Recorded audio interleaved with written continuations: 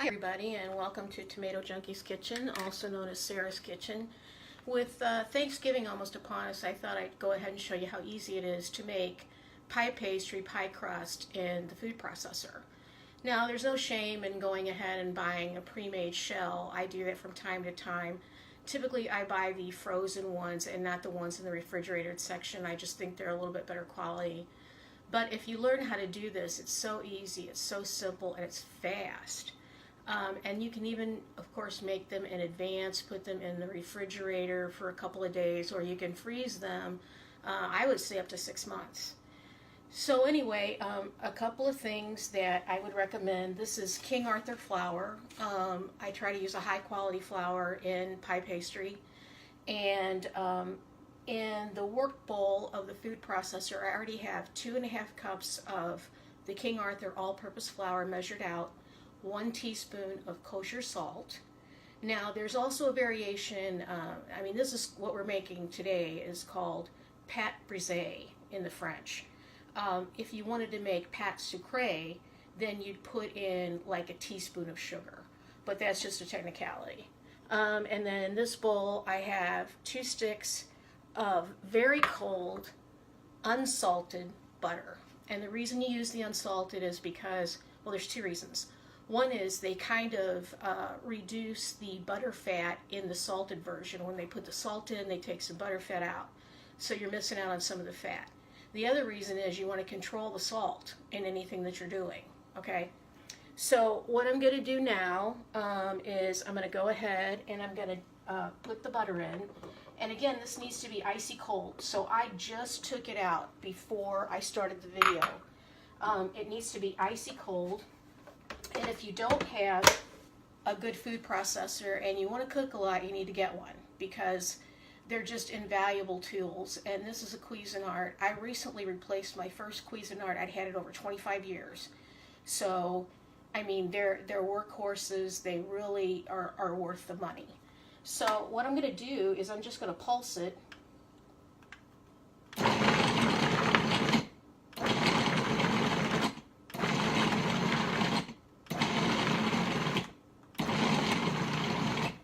And that fast, it's in really the consistency that it should be, which, if you can see in this, is there's kind of like little pea-sized pieces of butter in there.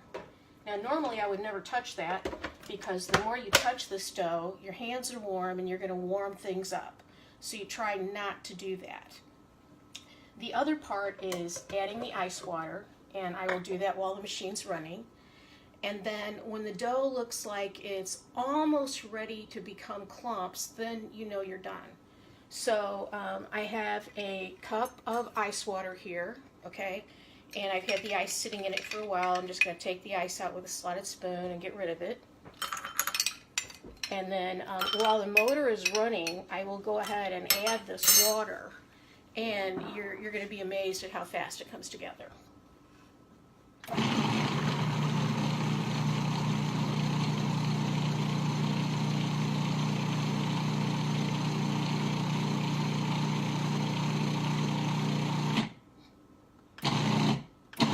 I'm pulsing right there because I think I'm just about where I need to be.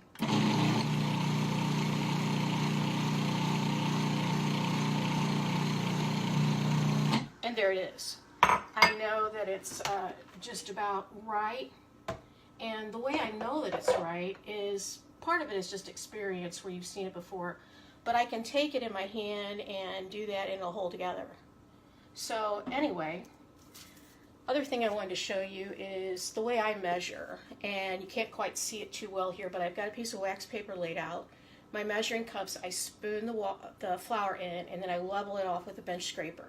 And then anything that's left over that you want to put back into the flour bag, it's real easy to just curl that paper up and put it right back. So what I'm going to do now is I'm going to go ahead and remove my paper, and I'm going to sprinkle a little bit of flour on my board there, on my counter, and then I'm going to take this out. Now, for any of you that have a food processor, you know that this steel blade is very sharp, okay? So be very careful when you're handling it, because it is easy to cut yourself. So I you know, have minimal contact with it when I'm working with it. And then other than that, you just take a spatula and turn it out. Now it may look a little bit mealy now, I mean from the way that you're seeing it here, but it's easy to push together. You know, it'll come together for me, and I'll show you that here in just a second. So I'm getting that all out of the work bowl. And again, these things are fantastic machines. If you don't have one, get one and you'll love it. But anyway, I can push that together and it's going to come together very easily. And I can even show you right there that it's come together. And without going ahead and kneading it all out and making you guys watch that, I just wanted to show you that.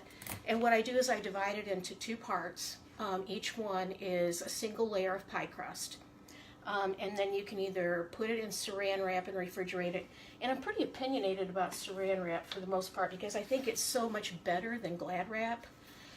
For me, it seems to cut a lot better, and it's just easier to work with. So if you can get hold of saran wrap, I think that that's the better thing to use. The other little tool I wanted to show you here, this is a pastry brush. And I find that the ones that have the, for lack of a better word, it's kind of like hair on these brushes are the best for working with pastry. And some of the things that you can do with them are, you can brush off excess flour, like if you've gotten a little too much flour, you can brush that off. And then the other thing you can do with it is you can make an egg wash, or you know, brush on cream or milk or whatever that you might be putting on your pastry. So I think that's another really good tool. And so in a separate video, probably tomorrow or the next day, I will go ahead and show you how to make a pecan pie and how easy that is. And I'll use some of this pastry, and then I'll show you how to roll that out and how to make the pecan pie.